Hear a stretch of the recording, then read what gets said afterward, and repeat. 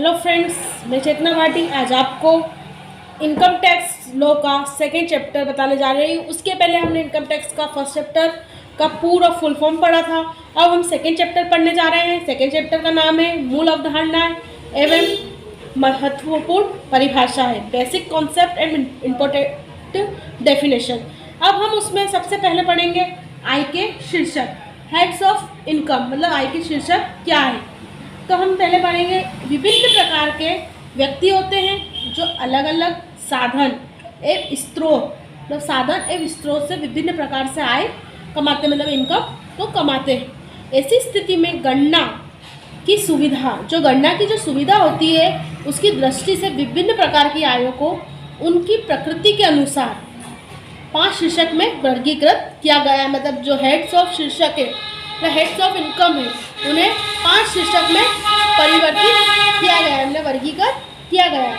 सबसे फर्स्ट है वेतन संबंधी आय, सेकंड है मकान संपत्ति संबंधी आय, थर्ड है व्यापार एवं पेशे से संबंधी आय, फोर्थ है पूंजी संपत्तियों के विक्रय या हस्तांतरण से आय, फिफ्थ है अन्य साधनों से आय। अब हम इनका पूरा विस्तृत से पढ़ेंगे इनको कि इन शीर्षक के विस्तृत में क्या क्या लिखा है।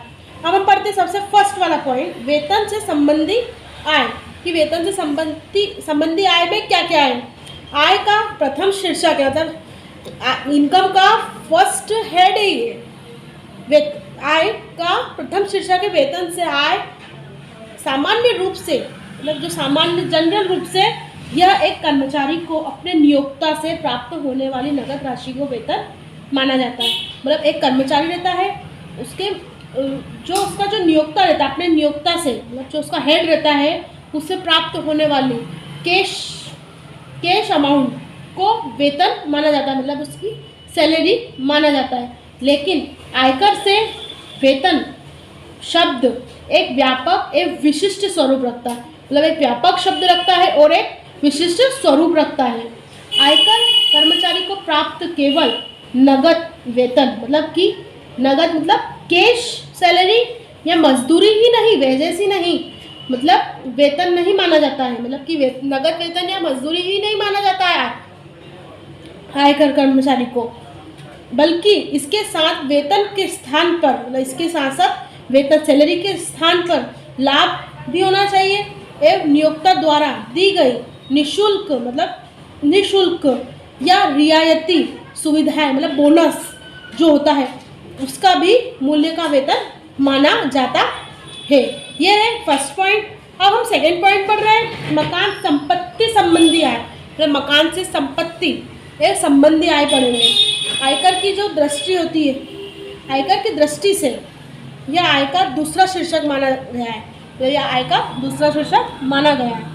मकान संपत्ति से इस शीर्षक के अंतर्गत, इस शीर्षक के इस हेड के अंतर्गत करदाता के स्वामित्व, मतलब ओनरशिप को वाली मकान संपत्ति एवं उनके साथ लगी भूमि की आय, मतलब भूमि की आय एवं कर योग्य होती है। जो भूमि की जो आय होती है वो कर योग्य होती है। और आयकर की दृष्टि से शहरी ग्रामीण, मतलब शहर हो, ग्रामीण क्षेत्र हो या कच्ची पक्की कुछ भी हो, देशी विदेशी हो, मकान संपत्तियों में कोई अंतर नहीं किया जाता। जो मकान की जो संपत्ति होती है उसमें इसका कोई अंतर नहीं किया जाता है, बल्कि कर योग्य आय की गणना की दृष्टि से वर्गीकृत किया जाता है। मतलब कि कर योग्य जो आय रहती है उसकी गणना की दृष्टि से वर्गीकृत किया जाता है। अब हम थर्ड पॉइंट पढ़ेंगे व्यापार एवं पेशे से संबंधी आय, मतलब बिजनेस एवं प्रोफेशन से संबंधी आय पढ़ेंगे आज हम। आय का तीसरा शीर्षक व्यापार एवं पेशे से संबंधी आय से है, लाभ या प्राप्तियां से है, प्रॉफिट से है एवं प्राप्तियां से है। आयकर विभाग को सर्वाधिक राजस्व इस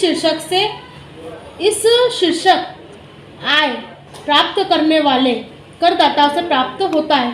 तो इस शीर्षक से आय प्राप्त होती है, जो इनकम प्राप्त होती है वो करदाताओं से प्राप्त होता है। आयकर अधिनियम में इस शीर्षक से संबंधित प्रावधान, जो आयकर का जो अधिनियम होता है वो इस शीर्षक से संबंधित प्रावधान, मतलब प्रोविजन सर्वाधिक विस्तृत, मतलब बहुत बड़ा होता है, जटिल मतलब बहुत कठिन होता है, ए विवादग्रस्त मतलब इसमें विवाद होने की का बहुत बड़ा डर होता है। व्यक्ति हिंदू अविभाजित परिवार मतलब हिंदू के अविभाजित परिवार, फर्म, कंपनी, सहकारी समिति आदि को इस शीर्षक के अंतर्गत प्राप्त होती है।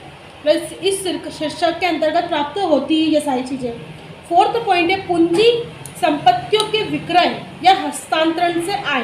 अब पूंजी संपत्ति के विक्रय हस्तांतरण से आय पढ़ेंगे।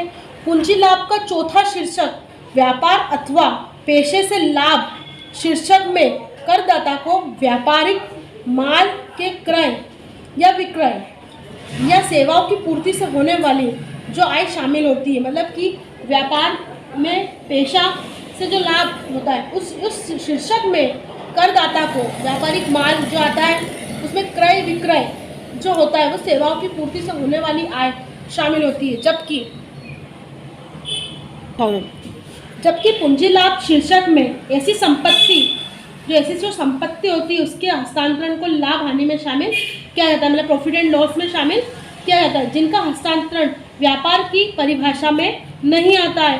मतलब जो लाभ हानि का जो शामिल किया जाता है उसका जो हस्तांतरण उसका जो सिग्नेचर जो होता है वो व्यापार की परिभाषा में नहीं आता है। उदाहरण के लिए एक करदाता का व्यापार है, मतलब एक करदाता का व्यापार है, ऐसी स्थिति में वह फर्नीचर का व्यापार कर रहा है। करदाता का फर्नीचर का व्यापार है, ऐसी स्थिति में फर्नीचर के विक्रय से होने वाला जो लाभ हानि व्यापार अथवा पेशे के शीर्षक के अंतर्गत आएगा, मतलब प्रोफेशन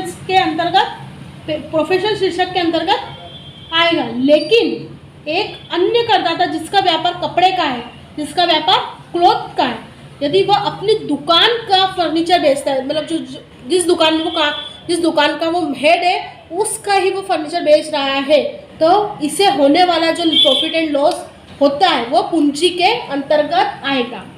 फिफ्थ पॉइंट है अन्य साधनों से आय, मतलब अन्य साधन से भी आय होती है।